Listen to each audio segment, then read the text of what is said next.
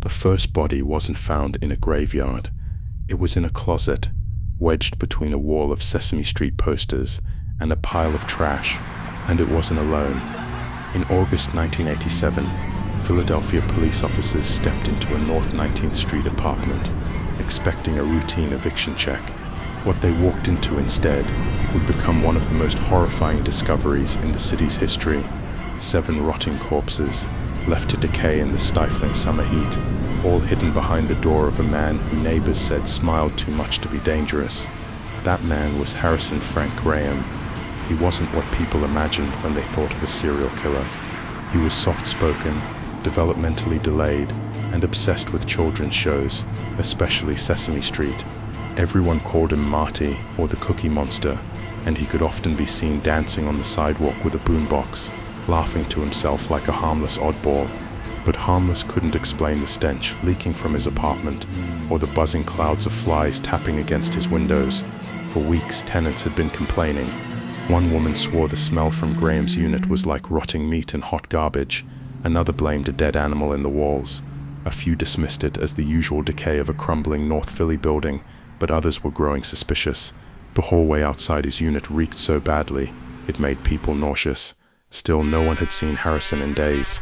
On August 9, 1987, he was officially reported missing, though it wasn't clear when he'd left. He hadn't packed a bag, he hadn't told anyone goodbye. He'd simply vanished, just as the stench hit its worst. The building's landlord had reached his limit. Graham's rent was overdue, his door was bolted shut from the outside, and his neighbors were ready to riot. A call to the Philadelphia Police Department brought 2 officers to 1811 North 19th Street that afternoon. Armed with bolt cutters and masks, they pried the lock loose and stepped inside. It took seconds to realize something was deeply wrong. The apartment was a hoarder's nest, floor-to-ceiling filth, empty beer cans, crushed cigarette packs, piles of broken furniture. The walls were lined with children's drawings, yellowing cartoon posters, and torn mattress foam. In the corner sat a Big Bird doll, its beak smeared with grime, and underneath it all, the smell, sweet, sick, heavy, seeped into everything. Then came the discovery. The closet door in the back bedroom was jammed, blocked by something heavy. When officers forced it open, what tumbled out wasn't trash. It was bones, 3 full skeletons, women, stuffed together like discarded props. Hair still clung to cracked skulls, fingernails curled over rib bones. One had on a blouse, partially shredded, barely clinging to the shoulders.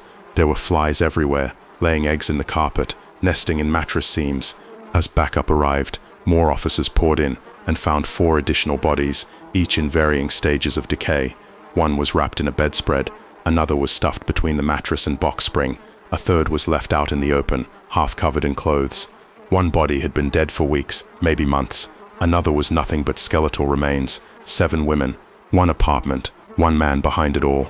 Graham's method became sickeningly clear. He lured women, most believed to be sex workers and drug addicts, into his apartment with promises of crack cocaine, then strangled them, often during or shortly after sex. Then he hid the bodies, stacking them, burying them in trash, and simply staying. Neighbors remembered hearing muffled screams. One said she thought she heard a woman cry out, but dismissed it as drug-fueled noise. Another thought Graham was just weird, but never dangerous. That illusion shattered in an instant. Police issued a citywide manhunt for Harrison Graham. His face hit the news. Mildly retarded man wanted in connection to mass murder, read one paper. Forensic teams worked around the clock in the apartment, collecting bone fragments, clothing fibers, and anything that could point to who these women were or what exactly Graham had done. But Graham was still out there, somewhere, for now. The apartment wasn't a home. It was a crypt. When police pulled back the stained curtains at 1811 North 19th Street, daylight revealed the full scope of the horror. 7 women, each in varying stages of decomposition, had died within the walls of a 500-square-foot apartment rented by a man known for waving to kids and blasting funk music from a boombox. The floor was soft beneath officers' feet, not from carpeting, but from layers of trash, rotting food, and maggots. Garbage bags were stacked in corners. Dirty mattresses lined the walls like insulation. In one room, a human jawbone peeked out from beneath a pile of clothes. A puppet sat nearby, its eyes wide, its smile frozen. Each victim was discovered by smell first, sight second. In the back bedroom closet, 3 skeletons, tightly wedged together. Detectives were stunned.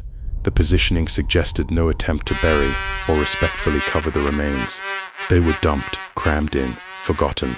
Some still had shoes on. One had an arm curled behind her back, elbow broken post-mortem from being shoved into place. In the front room, a mummified body, wrapped in a soiled bedsheet, propped behind a broken dresser. Another was found beneath the box spring, compressed by the weight of Graham's own bed. Her body was partially flattened, her hair fused to the coils. The decay had eaten through the mattress. Another victim was discovered with a sock still clenched in one hand. The last was barely recognizable, a mass of dried skin and bone left under a pile of old newspapers. The heat had reduced her to little more than a husk.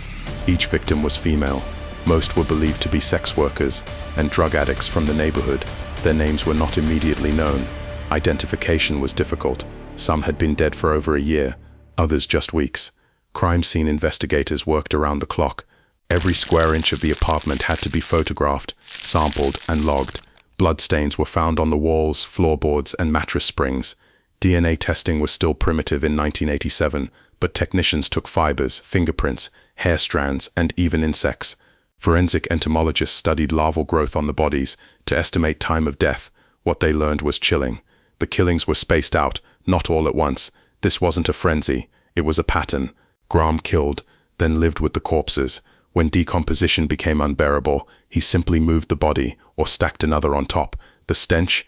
He masked it with air fresheners, cheap cologne, and music turned up loud. Sometimes he slept in the same room as his victims' remains. Detectives called it one of the most disturbing scenes they'd ever seen. Veteran officers vomited on site. The media swarmed outside. Headlines read, "Serial killer's apartment a tomb. Bodies found under Big Bird posters. The Cookie Monster killer." Despite the chaos, there was one glaring absence: Harrison Graham himself.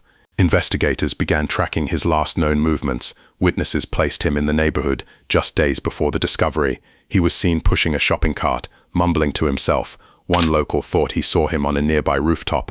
Graham had no car, no known relatives nearby, and a barely functioning sense of independence. Where could he be? The answer came 8 days later, on August 17, 1987. He was hiding on a rooftop, 1 block away. Graham had scaled a building and lived among the pigeons, eating scraps, sleeping under tarps. He hadn't fled the city. He hadn't even left the neighborhood. When police climbed the ladder and confronted him, he surrendered quietly, clutching a Big Bird doll. He didn't run. He didn't resist. At headquarters, detectives interrogated him for hours. He spoke in a soft voice. Sometimes he referred to himself in the third person. At one point, he asked if he could keep his puppet. Then came the confession. He admitted to the murders, 7 in total. He claimed he didn't mean to kill all of them. Some, he said, just stopped breathing. Others got loud. One, he insisted, was already dead when she arrived. His answers were inconsistent, childlike, scattered with odd phrases. He never used the word murder. He spoke like someone recounting a bad dream.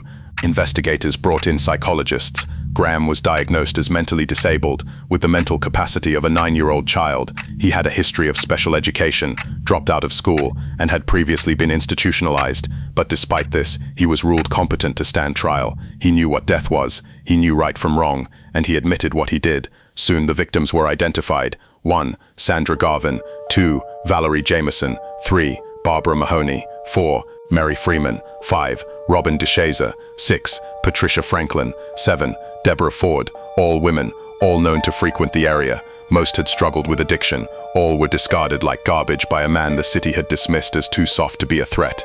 The community was stunned, not just by the murders, but by the failure to see the signs. Screams had gone unheard. Smells were ignored. Victims were invisible until it was too late. What was once a forgotten apartment was now a landmark of horror, a place where innocence was faked and evil went undetected. And Harrison Graham, his fate was about to be decided.